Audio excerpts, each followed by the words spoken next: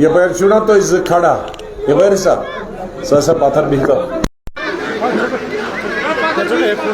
क्यों चुप करा चाहिए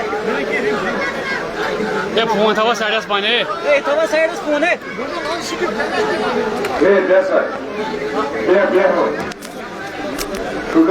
कमी फौज से सुध कह नवी सिलेक्शन पूर गैर तैयारी। आप सबको मेरी तरफ से अस्सलाम वालेकुम रहमतुल्लाहि व बरकातुहू।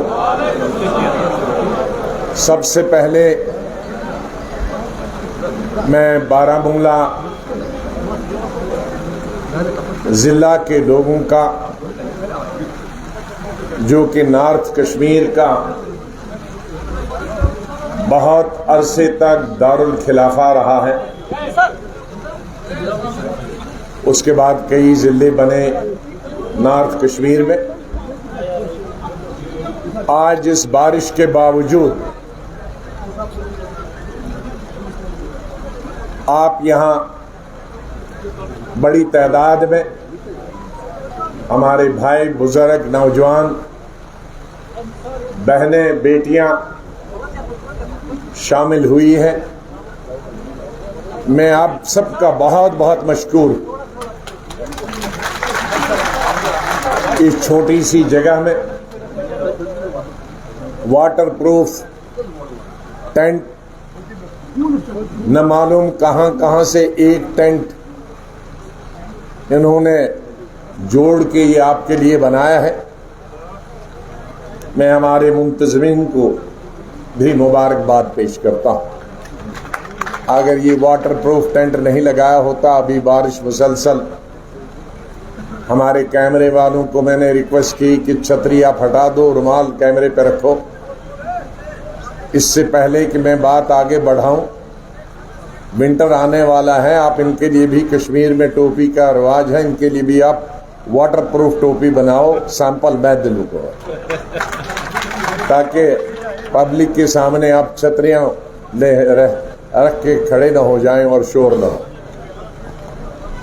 आज की इस मीटिंग में मैं माफी चाहूंगा मेरे साथियों को, जो बुनियाद है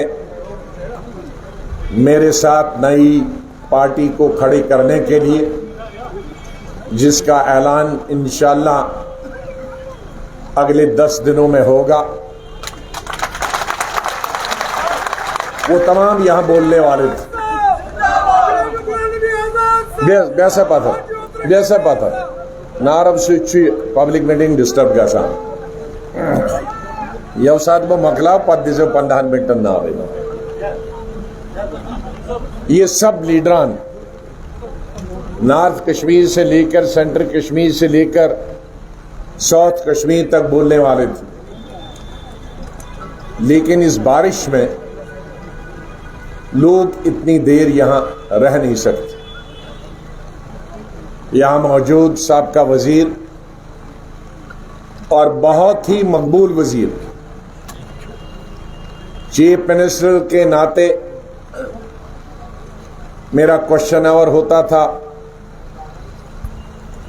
लेकिन कभी कभी मजबूरी होती थी कि मैं बहुत बिजी होता था। तो एक वाहिद कैबिनेट मिनिस्टर था, वो ताज महिदीन, जिसको मैं कहता था असेंबली में मेरे महकमे का जवाब देना, और स्ट्रीट में घूमते भी थे। यहां हमारे दूसरे साथी जो बहुत 1975 से 73 से यूथ कांग्रेस के जमाने में मेरे साथ रहे हैं, अनंतनाग जिला से, और 1983 में इन्होंने पहला इलेक्शन लड़ा, उसके बाद कई इलेक्शन लड़े, हारे जीते, कई लीडरों के साथ, चीफ मिनिस्टरों के साथ मिनिस्टर रहे, पीरजादा मोहम्मद सईद साहब, किश्तवाड़ जिले से सुरुड़ी साहब, ये भी अभी जो असेंबली डिसॉल्व हुए उसके मेंबर थे, साबका वजीर, साबका कैबिनेट वजीर, ये भी यहां मौजूद है। हाजी साहब, हाजी अब्दुल रशीद साहब, ये भी इन्होंने 2-3 इलेक्शन जीते, मेरे वक्त में ये कॉरपोरेशन के चेयरमैन थे, मिनिस्टर का रैंक था, और जो अभी असेंबली डिसॉल्व की उसके मेंबर असेंबली के ये मेंबर थे। गुलजार वानी साहब अनंतनाग के मेरे ख्याल में सबसे लंबे डिस्ट्रिक्ट प्रेसिडेंट चल रहे हैं, या तो चाचा अपने पीरजादा सईद साहब के मरहूम हिसामुद्दीन साहब थे, बहुत अरसे तक रहे। उसके बाद मेरे ख्याल गुलजार वानी साहब, ये कोई भी सदर आए ये प्रेसिडेंट चलता है। और अभी जो असेंबली डिसॉल्व हुई उसके भी मेंबर थे, और जब मैं चीफ मिनिस्टर तब भी एमएलए थे। यहाँ हमारे साथ अमीन भट्ट साहब फायर ब्रांड है, मैं इनको मिसाइल बोलता हूँ। ये जब बोलते हैं तो आव ताव कुछ नहीं देखते, कुछ मिसाइल अगले को लगता है, कहीं कुछ मिसाइल इधर लग जाते हैं, दाएं बाएं सब फेंक देते हैं। ये भी अभी जो डिसॉल्व असेंबली है इसके मेंबर थे। तो आप देखिए हमारे 6 एमएलए थे, उसमें से 5 एमएलए यहां बैठे। सिर्फ सदर अकेला उधर गया है कांग्रेस में, वो भी 3 साल से इधर ही था। वो भी हमारा ही बच्चा है, चाहे कुछ भी गालियां है नादानी में। हमारे साथ चौधरी असलम साहब है, पुंछ डिस्ट्रिक्ट के, ये भी अभी डिसॉल्व असेंबली के मेंबर थे। इनके वालिद साहब चौधरी असलम साहब थे, जो स्पीकर थे, कैबिनेट मिनिस्टर थे, वो तकरीबन 6 दफा एमएलए रहे। इनके दादा साहब 50s में एमएलए थे। तो ये तीसरी जनरेशन है, ये भी कांग्रेस से थे, ये भी हमारे साथ आ गए। मुजफ्फर परे साहब बारामूला से ही, ये भी एमएलसी रहे हैं, वकील रहे, ये यहाँ मौजूद। अनायतुल्लाह साहब अब डीसी नहीं, अभी हमारे माफ कीजिए, हमारे शोएब लोन साहब, ये इनके वालिद साहब जब मुफ्ती साहब चीफ मिनिस्टर थे वो उनकी काबीना में थे, उनको उनके घर में जाकर मिलिटेंटों ने मारा। लेकिन उसकी जगह जब खाली हुई, उनके वफात के बाद, उनके कत्ल के बाद उनके बेटे एमएलए बन गए, तब तक मैं चीफ मिनिस्टर बना था। तो ये भी उस वक्त एमएलए बने और साबका एमएलए हैं, लीडर थे। अभी कुछ साल तक पहले डिस्ट्रिक्ट प्रेसिडेंट भी थे और जनरल सेक्रेटरी भी हमारे मौजूद थे। हमारे दूसरे साथी जो हैं डार साहब, इनके शाहजहां डार साहब डीडीसी के मेंबर, अनायतुल्लाह राथर साहब डीडीसी के मेंबर, हमारे उमर ककरू साहब जो हमारे साथी, इनके वालिद साहब डिस्ट्रिक्ट जान मोहम्मद ककरू साहब डिस्ट्रिक्ट प्रेसिडेंट थे जब मैं चीफ मिनिस्टर था। हमारे पुराने साथी थे। 2007 में उनका मिलिटेंटों ने कत्ल किया और उसके बाद ये अभी कुछ अरे शहर कोई नहीं ना कैसा छोड़। हाँ, तो ये चेयरमैन था ना अभी मोहलिसित, बिल्कुल ये मिसित, ये अभी पिछले साल चेयरमैन था म्युनिसिपल कमेटी का, फिर बारामूला की दूसरी कमेटी पूरी ले ली, अगवा की गई। मुझे शुक्र है कि ये अपने उन तमाम अगवाशुदा साथियों के साथ और 2-3 हमारी बहनें जो यही रही थी उनके साथ फिर आज ज्वाइन कर रहे हैं। इनका बहुत बहुत धन्यवाद।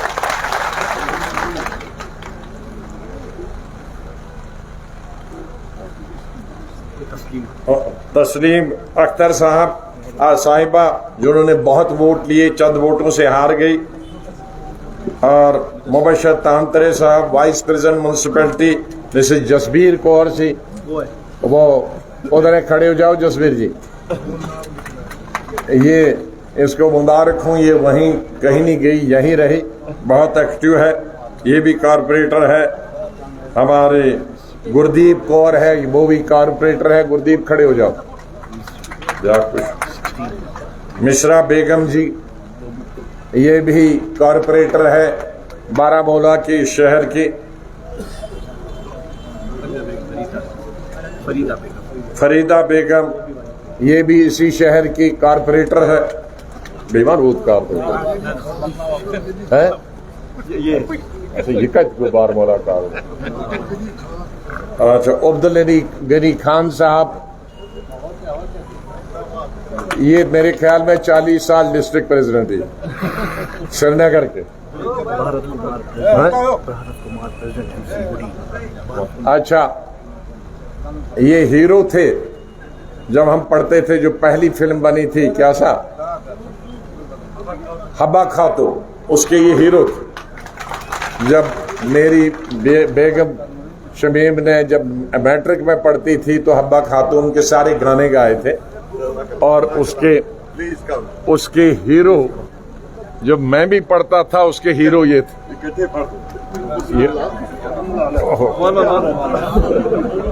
यूसुफ चक के बने थे। यूसुफ चक 50 साल के पहले ये कश्मीर का आखिरी बादशाह यूसुफ चक था। ठीक हो रहा हूँ। आज तक करो समझ।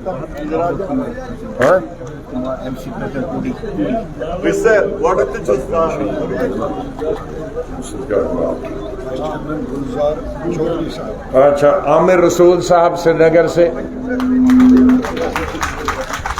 ये यूथ कांग्रेस के वाइस प्रेसिडेंट। गुलजार चौधरी साहब, और कोई रहा वाइस चेयरमैन चौधरी। अब बहुत सारे हो गए, इतने सभी साथियों, और उसके साथ जिन्होंने इलेक्शन लड़े हैं वो सब सरपंच साहिबान, पंच साहिबान, और आपका तो मैंने सब नाम लिया।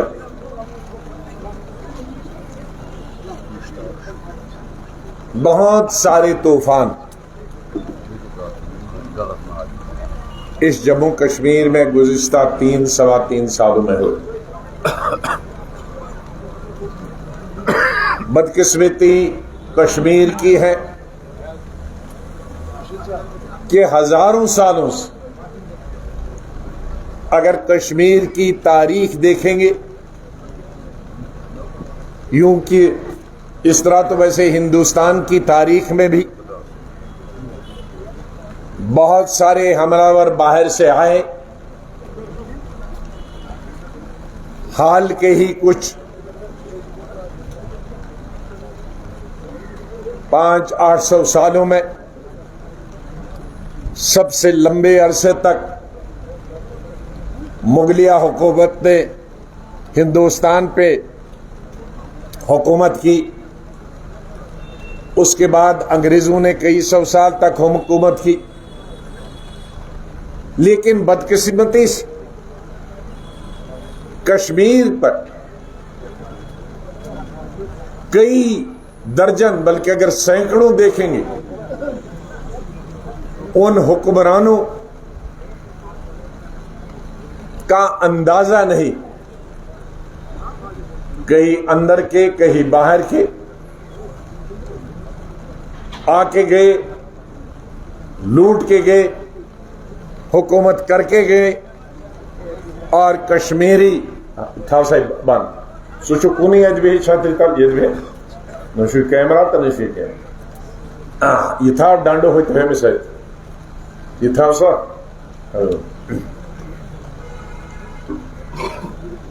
और जो भी हुक्मरान आया उसने लूटा बाहर से आकर। और जब से आजादी हुई, बदकिस्मती से तब से ये अंदरूनी सियासत का शिकार हो गई। हर 5-10 साल के बाद हमारी रियासत में और बिलखुसूस कश्मीर वादी में कोई न कोई सियासी बहरान, चाहे 53 में शेख साहब की गिरफ्तारी का वक्त हो या 1965 की लड़ाई हो या 1965 की लड़ाई में कुछ पार से घुसपैठिए आए हो, उनको जिनको यहां कश्मीर के लोगों ने आर्मी और पुलिस के हवाले की, फिर 71 की लड़ाई हो, फिर 99 की लड़ाई हो, हर वक्त कश्मीरी 62 की लड़ाई हो, उसमें हमारा लद्दाख के हिस्से, तो अंदरूनी बहरान, सियासी बहरान या बाहर के ममालिक के साथ जो मुल्क की लड़ाई हुई, जो हमले हुए बैरून मुल्क की तरफ, तो उसका सबसे ज्यादा नुकसान जम्मू और कश्मीर और लद्दाख के हुआ, और जम्मू का भी हुआ, क्योंकि अब जम्मू का मतलब जो पुंछ एरिया और ये हमारा बॉर्डर जम्मू, सांबा, कठुआ, ये पाकिस्तान का बॉर्डर है, ये सब लोग शिकार हुए। इस रियासत का मुसलमान, हिंदू, सिख, ईसाई हर वक्त गोलियों का शिकार हुआ, और बीच में बदकिस्मती से मिलिटेंसी का ऐसा दौर आया जो गुज़श्ता 32-33 सालों से थमने का मौका, थमने का नाम ही नहीं ले रहा, और रुकने का नाम ही ले रहा, जिसमें हिंदू, मुसलमान, सिख, कश्मीरी पंडित सबका कत्लेआम हो। कई लोग, कश्मीरी पंडित भी और मुसलमान भी, सिख भी, हिंदू भी, यहां से भाग के गए, जम्मू गए और दूसरे मुल्क में गए, जिसकी वजह से हमारी इक्तिसादी, तालीमी, सियासी बदहाली जो पहले से बिगड़ी हुई थी और भी बदहाल हो गई। लेकिन जम्मू कश्मीर के लोगों ने, और बिलखसूस कश्मीर के लोगों ने उसका मुकाबला किया। एनकाउंटर भी हुए, असली एनकाउंटर हुए, कभी कभी नकली एनकाउंटर भी हुए। लेकिन जब मैं चीफ मिनिस्टर आया, शायद जम्मू कश्मीर की तारीख में या हिंदुस्तान की तारीख,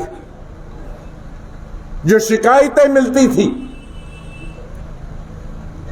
ह्यूमन राइट्स वायलेशन की, मिलिटेंट को आर्मी मारती थी, पुलिस मारती थी, कोई शोर शराब नहीं होता था, लेकिन जब बेगुनाह मारा जाता था तो बहुत शोर बजता था। जब मैं चीफ मिनिस्टर था तो इसी तरह से एक दिन मुझे श्रीनगर लाल चौक के रेडी वाले 100 लोग आए, डेलीगेशन, और कहा सब हमारे 3 रेडी वाले अभी 1 हफ्ते से गुम, वो घर गए थे, वो अभी तक वापस नहीं आए। 2 कश्मीर वादी के थे, 1 बारहल का, और जब उनके घर हमने फोन किया तो वो कहते यहां तो आए नहीं, तो गुम हो गए। मुझे शक हो गया ये ह्यूमन राइट वायलेशन हुआ है, कहीं गलत आदमियों को पुलिस ने, आर्मी ने, फौज ने मारा।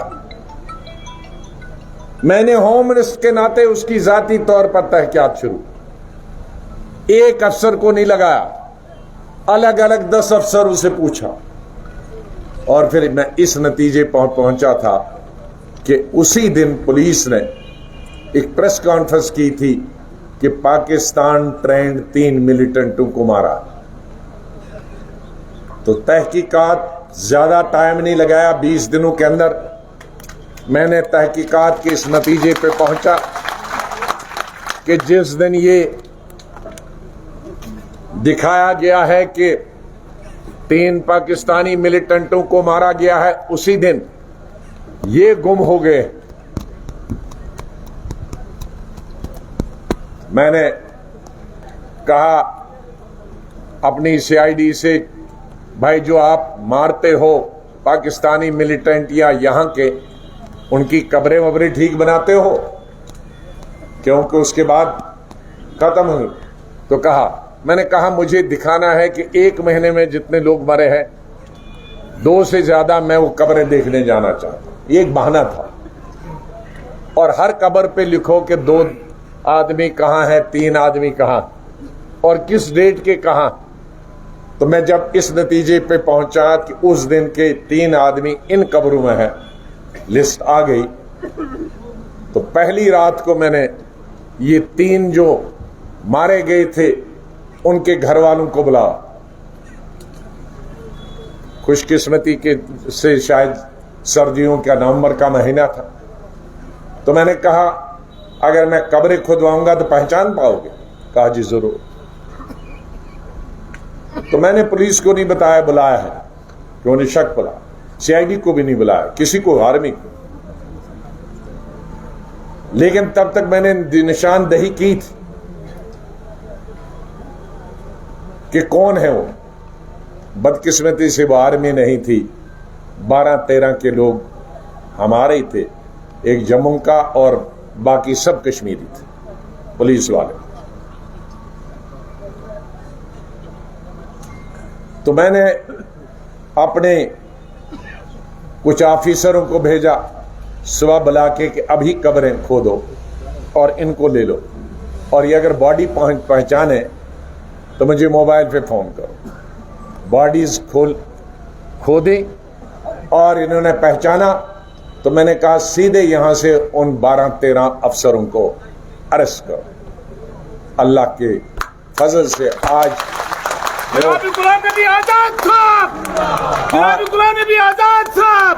आज वो 15-16 साल से जेलों में के पीछे। उसका नतीजा ये हुआ कि बहुत सालों तक कोई फॉल्स एनकाउंटर नहीं हुआ। मैं मुबारकबाद देता हूं। उसके बाद फौज के हाथों कोई फॉल्स एनकाउंटर शाही शोपियान का हुआ, राजौरी के मजदूर थे, उन्होंने जब कोर्ट मार्शल किया तो उन्होंने मान लिया हमारी फौजियों की गलती थी, तो वो नतीजा उसका हुआ। तो कौन कहता है कि हमने एक्शन नहीं लिया? हमने मिलिटेंसी का भी मुकाबला किया, लेकिन ह्यूमन राइट्स वायलेशन भी नहीं होने दी।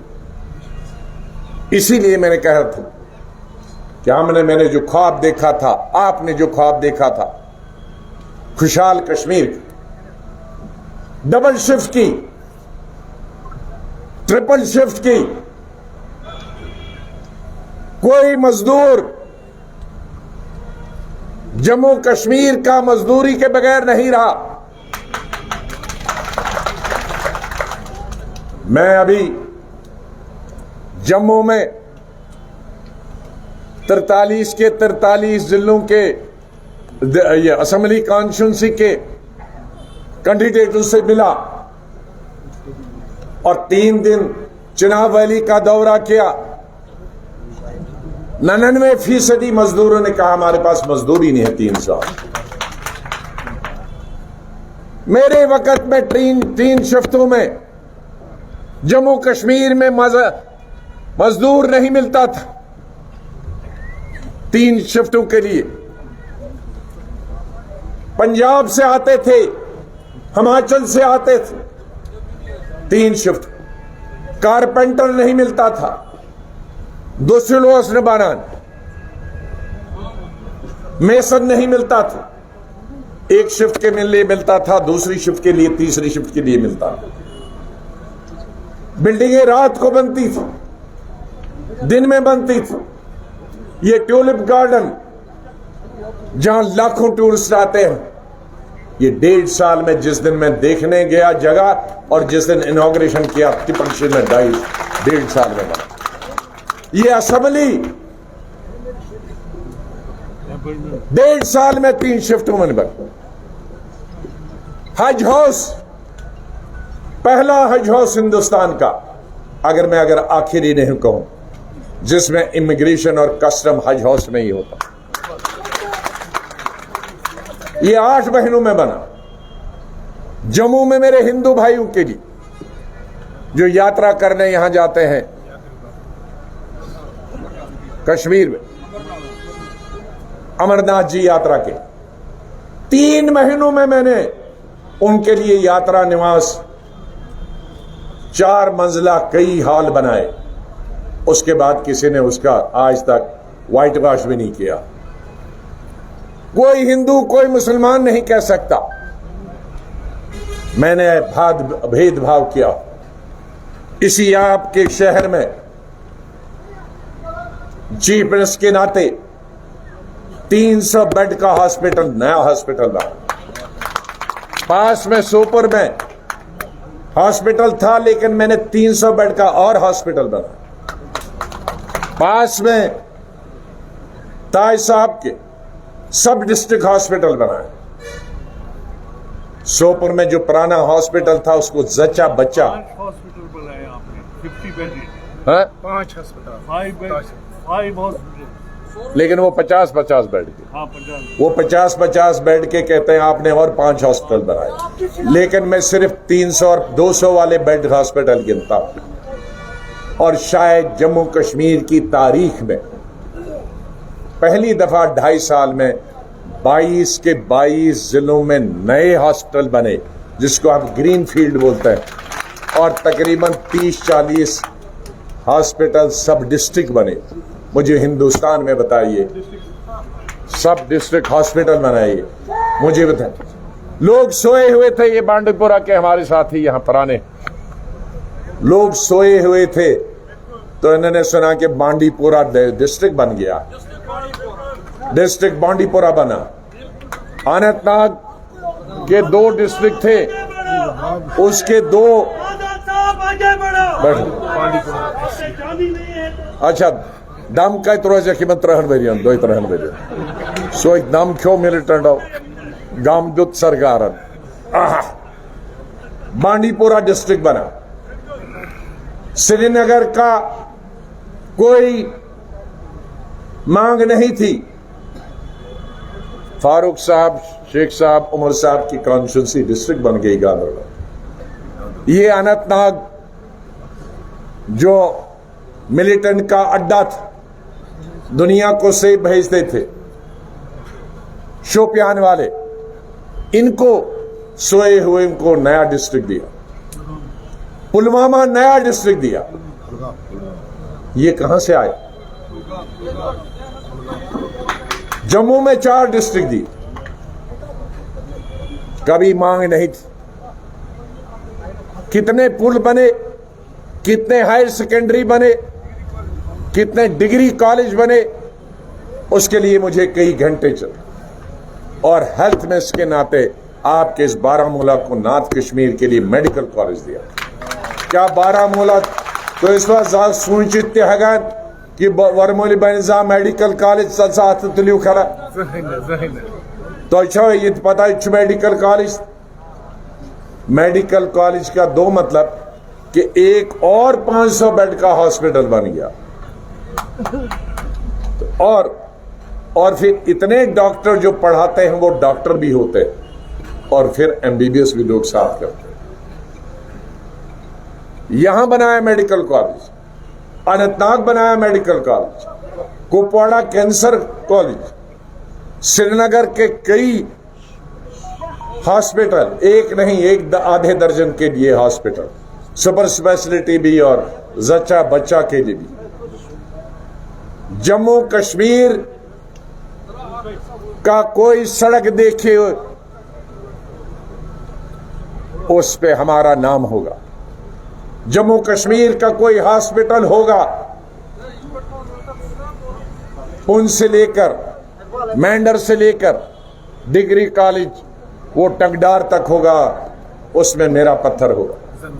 शायद अलग अलग गवर्नमेंटों ने वो पत्थर हटा दिए, लेकिन उनके दिलों में मेरा नाम मिटा नहीं सकते। बहुत कोशिश करें। मेरा हुकूमत का दौर, मेरा नाम आपके दिलों से हटाएं, अनथक कोशिश की जा रही। ये बीजेपी वाला है, ये फलां वाला है। गुलाम नबी आजाद था। गुलाम नबी गुलाम नबी है। मसद सुबह का नबी का गुलाम है। वो किसी की दुनिया के लिए आजाद, उसे कोई दुनिया की ताकत खरीद नहीं सकती, उसकी सोच दुनिया की कोई बोल नहीं सकती। ये जो डरे हैं, मैं क्या करूं? वो अलग अलग इल्जाम लगाएंगे। किसी ने इल्जाम लगाया कि 370 पर गुलाम नबी आजाद ने पार्लियामेंट में खिलाफ वोट दिया। मैं अल्लाह के मेहरबानी से कहिए, सुनिए, अल्लाह से मैं कहता हूं कि वो 10-20 साल पार्लियामेंट में रहे, मैं 40 साल रहा हूं, वो समझे कि वोट किसके खिलाफ दिया। वोट होम मिनिस्टर ने लाया था दफा 370 को खत्म करने का, तो मैं उसके साथ वोट देता कि उसके खिलाफ देता? तो खिलाफ देना था। आप क्या हक में देते? नहीं। क्या इसको हटाओ? वो बिल थोड़ी था कि इसको जारी रखो। सरकार का बिल था हटाने के लिए, तो मुझे उसके खिलाफ देना था कि नहीं, हम हटाने के फेवर में नहीं। उनको वो तो पहले सीखे कि पार्लियामेंट में वोट किसको हक में देना होता नहीं होता, जो सरकार के खिलाफ देना होता वो, तो ये सीखे। और हिंदुस्तान की तारीख में एक और भी बताऊं, लीडर अपोजिशन लोकसभा का हो 75 साल से, बदकिस्मती से कांग्रेस के दौरान जो लीडरशिप है जिनके साथ मेरी लड़ाई हुई, उनके वक्त में लीडर अपोजिशन बन ही नहीं पा रहा है। यही बदकिस्मती। तो एक ही लीडर अपोजिशन, लेकिन जब तक वहां भी लीडर था अपोजिशन का, और यहां हिंदुस्तान की तारीख में ये पहला दोनों हाउसेस में लोकसभा राज्यसभा है कि लीडर अपोजिशन 4 घंटे नीचे जमीन पे प्रोटेस्ट पे बैठा। वो पार्लियामेंट के रिकॉर्ड में है। जिनको मालूम नहीं पार्लियामेंट का, वो पार्लियामेंट के बारे में कम बोला करें। नहीं बोले तो बहुत अच्छी बात है, क्योंकि और उसके बाद में बोला 4 घंटे बैठने के बाद, क्योंकि मेरे एक MP बाहर गए, उसने कहा जी टेलीविजन कैमरा आप पर और हम जो खड़े हैं हम पर फोकस ही नहीं किया गया, तो आपको किसी को पता ही नहीं लगेगा आपने बोला और नीचे भी बैठे। तब मैंने चेयरमैन को कहा कि मैं बोलना चाहता हूं, और मेरी 370 पर दुनिया के 200 ममालिक ने तकरीर देखी है। अगर उन्होंने नहीं देखी है तो उनकी आंखों का और कानों का धोखा है। आपने देखी है? बिल्कुल। जिसने देखी है जरा हाथ करो, हाथ खड़े करो। सबने नहीं, और उसको सर्कुलेट करे, उन्होंने देखा। आज कहते हैं कि आप 370 पे ज्यादा क्यों नहीं बोलते?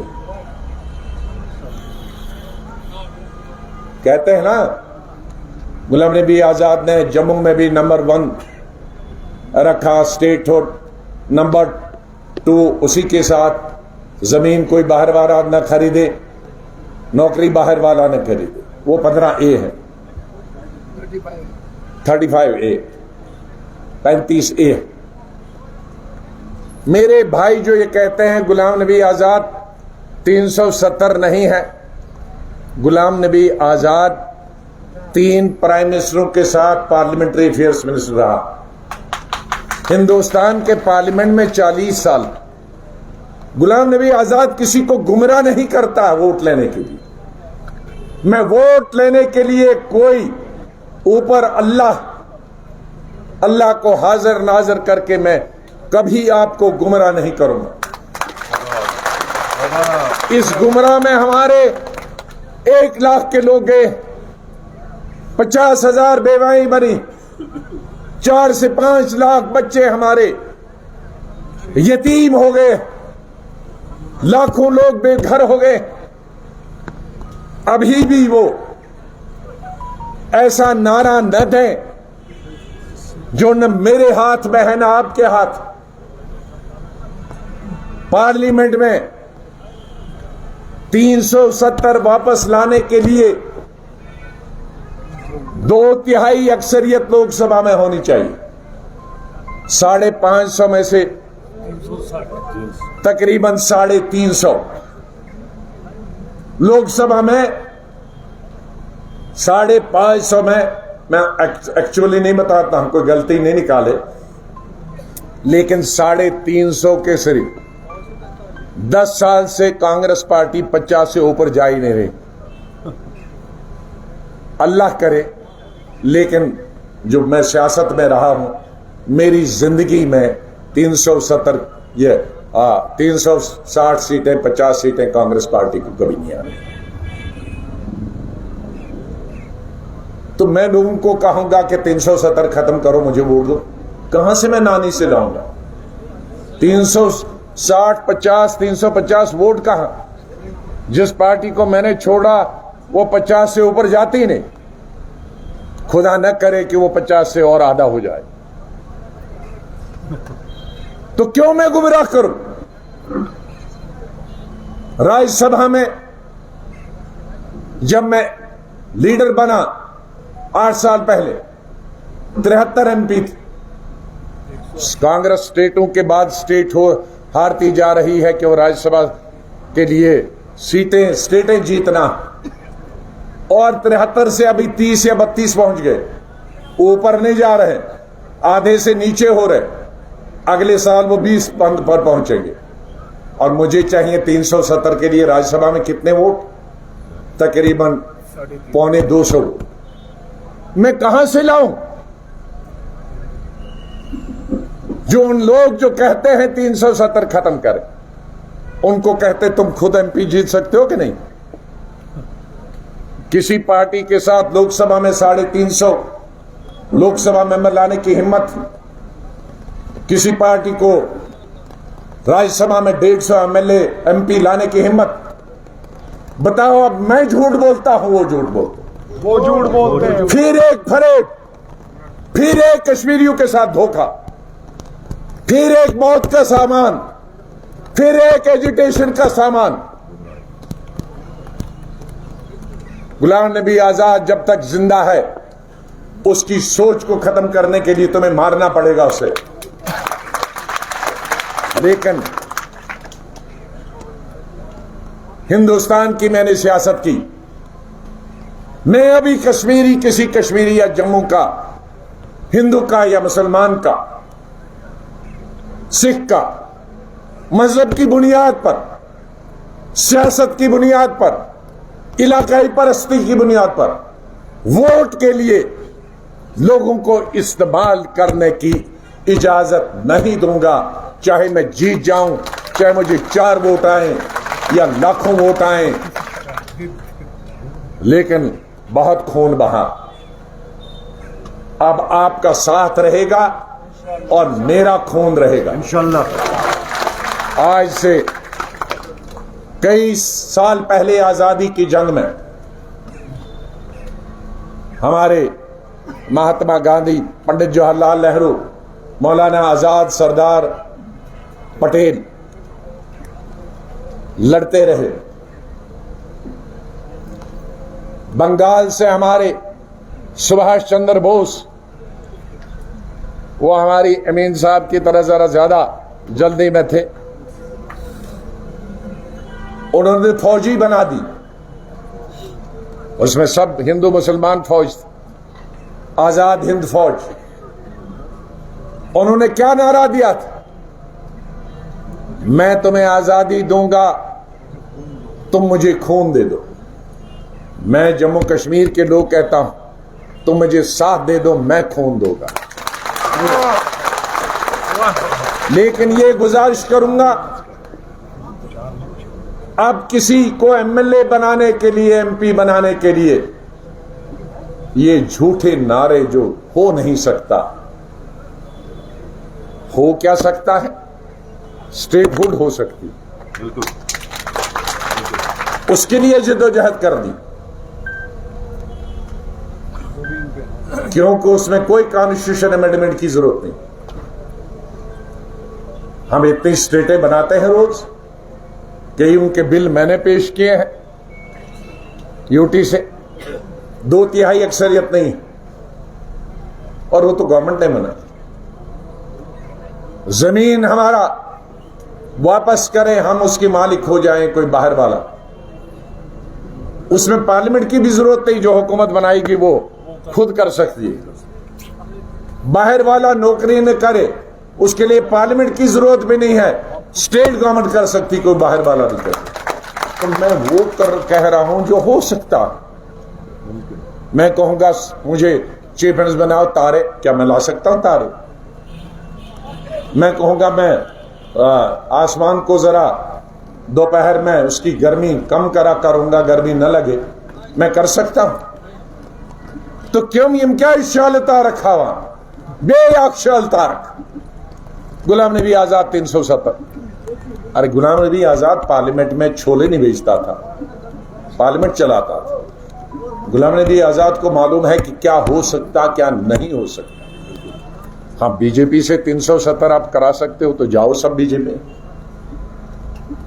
अगर वो 370 देता, लेकिन मैं नहीं दिला सकता, कांग्रेस पार्टी नहीं दिला सकती, कोई रीजनल पार्टी नहीं दिला सकती, कोई भी बड़ी बड़ी पार्टियां हो जिनके 35-35 एमपी को ममता जी दिला सकती, को ये क्या कहते हैं डीएमके दिला सकती, शरद पवार दिला सकता, नहीं दिला सकता। और पहले ये भी देखो कि 370 के लिए आज हिंदुस्तान में कौन सी पार्टी है जो उसके हक में, मुझसे मत मुलवाओ। और हमारे पार्लियामेंट में भी लोकसभा में और राज्यसभा में जानकारी के लिए सिर्फ G23 जो मेरा ग्रुप था 23 का, उन्हीं 5 लोगों ने बोला। मेरे राज्यसभा में या आप लोगों के लिए बोल रहा हूं, सुप्रीम कोर्ट है, उसमें गुलाम नबी आजाद, ये था सब बात था, ये तो लिखा, Ghulam Nabi Azad G23, Anand Sharma G23, Kapil Sibal G23 Lok Sabha और ये राज्यसभा, और लोकसभा में मनीष तिवारी G23, शशि तरूर G23, कांग्रेस वाला भी नहीं है उसमें कुछ। तो ये सोचो, शायद Ghulam Nabi Azad MP leader opposition न होता तो शायद कश्मीर पर ये वो आवाज भी नहीं को उठाने वाला। तो किन हालात में पार्लियामेंट चल रहा है, किन हालात में हिंदुस्तान की चल रहा है, और यहां अपनी दुकान चलाने के लिए फिर दुकानदार लगे। इसलिए मैं ये बता रहा हूं, आज शुभ पका, मैं ये कह रहा हूं कि आज गुमराह मत दोबारा हो जाए। कुछ लोग जेल में गए, वो ये भी कहते हैं गुलाम नबी आजाद जेल में गए। अरे मैं यहां होता तो मैं सबसे पहले जेल जाता, लेकिन अगर पार्लियामेंट नहीं चलती तो पार्लियामेंट के दौरान सुनिए, लीडर अपोजिशन को बगैर किसी जुर्म के कोई पकड़ नहीं सकता। मैं लीडर अपोजिशन था, पार्लियामेंट चल रहा था, तो अगर मुझे सरकार, वैसे तो उनको आंदोलन करने का यहां खतरा था, मैं दिल्ली में कौन सा आंदोलन करता, उनको तो एहतियात के तौर पे मैं था, अगर कश्मीर होता तो बंद कर देते, लेकिन दिल्ली में पार्लियामेंट चल रहा था, उसमें मुझे बंद नहीं कर सकते थे। पूरी दुनिया में आवाज उठती कि पार्लियामेंट वाला यहां दिल्ली में इसका घर नहीं है, तो ये कौन सी एजिटेशन कर सकता है, इसलिए नहीं किया। लेकिन मैं रुका नहीं, उस पार्लियामेंट चल रहा था, मैं दिल्ली से कश्मीर आया एयरपोर्ट पे 5 घंटे न बाहर निकलने दिया, आखिरी फ्लाइट में पैक करके मुझे वापस भेज दिया। फिर मैं जम्मू गया, जम्मू में 4 घंटे एयरपोर्ट पे रख के वापस भेजा। फिर दूसरी दफा मैंने तमाम पार्टी के लीडरों को जमा किया और राहुल गांधी को मैंने कहा कि मैं एक पार्लियामेंट्री डेलीगेशन जम्मू कश्मीर ले रहा हूं, आप भी आए। और फिर हमें 4 घंटे एयरपोर्ट पे रखा और वापस किया। लेकिन मैं फिर भी नहीं रुका। मैं जम्मू और कश्मीर के लोगों का दुख और दर्द में शामिल होना चाहिए। मैंने सुप्रीम कोर्ट में अपील की कि हुकूमत मुझे जम्मू कश्मीर जाने नहीं देती। मेरी स्टेट, मैं पार्लियामेंट के दिनों में पार्लियामेंट का इंतजार नहीं कर सकता, ये कब तक रुकेगी। इसी शशि तरूर ने, जो मेरा G20 का था, एक और मुसलमान बेचारा वकील था यूपी का, उसको भी बहुत मैं मुबारक देता हूं। वो कई पेशा सुप्रीम कोर्ट ने गए और सुप्रीम कोर्ट ने मुझे इजाजत श्रीनगर, बारामूला, अनंतनाग जाने की दी और जम्मू में सिर्फ जम्मू शहर। मैं श्रीनगर में डेलीगेशनों से मिला, बारामूला में मिला, बारामूला शहर में बाकी हमारे लीडर बंद थे। यही ककरू तब चेयरमैन था और कारपोरेटर हमारे 8-10 थे और हमारे साथी उन्होंने डेलीगेशन में लाए। मैं अनंतनाग में सुबह से रात और किस हालात में मेरे आए, मेरे साथ बाहर उनकी रिकॉर्डिंग होती थी, आने नहीं दिया जाता। 2 कैमरे बाहर लगे थे और जब से मुझे अंदर मिलते थे अकेले में, वहां भी रिकॉर्ड होता था। हिंदुस्तान के इतिहास में हमने ये भी देखा और सुप्रीम कोर्ट ने कहा कि वो रिपोर्ट जो आपकी है वो पब्लिक नहीं करोगे, सुप्रीम कोर्ट को दी। वो रिपोर्ट मैंने आपके दुख और दर्द, तकलीफें, मुसीबतों की रिपोर्ट सुप्रीम कोर्ट में आज भी मौजूद है। इसलिए मेरे भाइयों, इससे पहले कि मैं खत्म करूं, मैं 2-3 मिनट बोलूंगा। मेरा एजेंडा वही रहेगा। ये 2-3 चीजें, स्टेटहुड के लिए जद्दोजहद, जमीन पे और नौकरी पे सिर्फ जम्मू कश्मीर के लोगों का हक, कारोबार यहां के लोग लें। आज रेत भी, जम्मू की रेत, कश्मीर की रेत भी बैरूनी स्टेट से आते हैं, ठेकेदार भी वहीं से आते हैं, कारपेंटर भी वहीं से आते हैं। हमारा मजदूर कहां जाएगा, हमारा ठेकेदार कहां जाएगा। हमारे ईंट यहां थे, पत्थर 4-5 जेवन में और कहीं, वो भी बाहर वाले ले जाते हैं। बारामूला में भी कुछ खदानें, जब मैं आया था उस हालात में वो उनके लिए खाना भी नहीं था, वो बाहर जा रहे हैं। तो यहां के जितने भी वसाइल हैं वो जम्मू कश्मीर के लोगों के लिए खर्च। डेवलपमेंट होगा, डबल शिफ्ट, ट्रिपल शिफ्ट होगा, बेकारी, बेरोजगारी खत्म होगी। अस्पतालों में डॉक्टर नहीं है, स्कूलों में टीचर नहीं है।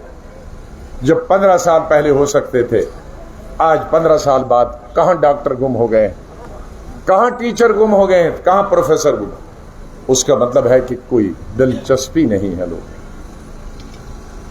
बहुत सारी चीजें, उन तमाम चीजों का कोई जिक्र मैं करने वाला। मैं किसी लीडर के खिलाफ, वो नेशनल पार्टी हो, रीजनल पार्टी, सब कई मेरे दोस्त हैं, कई उनकी जान पहचान। 45 साल के मुसलसल इस सियासी दौर में ये कहेंगे उसने रोया, इसने रोया, इंसान रोता है। मैंने गुजरात के लोगों की, जो यही हादसा हुआ था कश्मीर में, मैं चीफ मिनिस्टर, गुजरात के टूरिस्ट को जब मिलिटेंटों ने मारा, मैं जब बस पे पहुंचा तो मैंने उनके टुकड़े देखे और बच्चे मेरे से लिपट गए। मैं रोता नहीं तो क्या करता, मैं कहता ये गुजराती हिंदू हैं, अरे मैं भी तो इंसान हूं। मोदी साहब ने उस वक्त चीफ मिनिस्टर गुजरात, 10 दफा फोन किया और मैं रो रहा था। मेरे पीए ने कहा कि आजाद साहब रो रहे हैं, वो बात नहीं कर सकते। मैंने उनको कहा मैं बाद में बात करूंगा। मैं हॉस्पिटल में इनके साथ गया, वहां उनका फोन आया तो वहां 1-2 मिनट बाद, वो दिन में कई दफा फोन करते रहे। जाहिर उसकी स्टेट का सवाल था, लोग। फिर मैं शाम को जब मैंने मनमोहन सिंह जी से 2 हवाई जहाज मंगाए, आर्मी फौज, एक में जो मौत जिनकी हुई थी, दूसरी जख्मी और वो। फिर जब मैं जहाज में उनको अलविदा करने गया, फिर वो बच्चे मुझसे लिपट गए, मेरे बाप को वापस दे दो। फिर मैं चीख चीख के बोला कि मेरे बच्चों, तुम आए थे कश्मीर देखने, यहां की आबहवा देखने, लेकिन मैं आपके बाप की मां की लाशें भेज रहा हूं। रो रहा था। फिर मोदी साहब का फोन कि भाई आपने सियाफ किया कि नहीं, क्या उसको रिसीव करना था। तो उस रोते रोते उसने मैंने बात की। तो उसी लिए मोदी साहब ने जब मैं पार्लियामेंट से अलविदा हो गया, तो उन्होंने कहा, ऐसे रो रहे थे जैसे इनका घर का कोई आदमी गुजर गया। उस पे वो रो दिए। अब ये कौन से, उसने ये तो नहीं कहा कि इनके बगैर मेरा खाना हजम नहीं होता, इनके आप बगैर मैं सो नहीं सकता, इनके बाद बगैर मुझे नींद नहीं आई। उन्होंने कहा सल्यूट है, ऐसा आदमी भी कश्मीर है। कश्मीर के लोगों को उसको फख्र में मानना चाहिए कि आप मेहमान नवाज है, और आपका चीफ मिनिस्टर गुजरात के चीफ प्राइम मिनिस्टर को रोने पे मजबूर किया, यहां की हमारी इंसानियत को देखकर। और हमारे कांग्रेस वाले जो लीडरों के शेप पे कहते हैं बीजेपी वाले हैं, उन्होंने आज तक मुझे नहीं पूछा कि वो हादसा क्यों हुआ था या मोदी क्यों रोया, क्योंकि उनमें दिल नहीं है। वो इस्तेमाल करते हैं और थ्रो करते हैं। कम से कम अपोजिशन, जिनको मैंने स्कूल के कॉलेज से के ज़माने से गालियां दी, वो मुझे मेरी इंसानियत की, मेरी ईमानदारी की, मेरी काम की कदर करते हैं। वो सीपीएम वाला हो, बीजेपी वाला हो और कुछ हो, जिसमें खुद इंसानियत नहीं हो हमारी कदर करने के लिए, जिनके लिए हमने खून बहाया, तो कम से कम खुद नहीं करते हो, कोई दूसरा कदर करता है तो उसको खुशामदीद कहो। इसलिए बीजेपी में जाने का सवाल, इसलिए मेरी पार्टी आजाद होगी। जैसा हमारा आजाद, मैं नाम नहीं रखना चाहता हूं क्यों, मैं डिक्टेटरशिप नहीं करना चाहता हूं। बहुत सारे लोगों ने कहा आजाद रखिए सामने, मैं बिल्कुल नहीं, लेकिन सोच और अकेले होने के लिए वो किसी की सोच से सोच नहीं मिलाएगा, किसी में जॉइन नहीं होगा, किसी में मुद्गम नहीं होगा। वो मेरी मौत के बाद हो सकता है, जिंदगी में। इसलिए लोगों को हमारे और बीच में दीवार खड़े करने के लिए पता नहीं क्या क्या हमें बनाएंगे। मुझे जैसे आप हर रूप में मंजूर थे, आपको भी मुझे हर रूप में कबूल करना होगा। बहुत बहुत खुश करना आप सबका। ये उड़ी के बीडीसी और ये लोकल काउंटर ये बीडीसी है बिलाल, और ये है बालक कुमार। बिलाल तो ऑलरेडी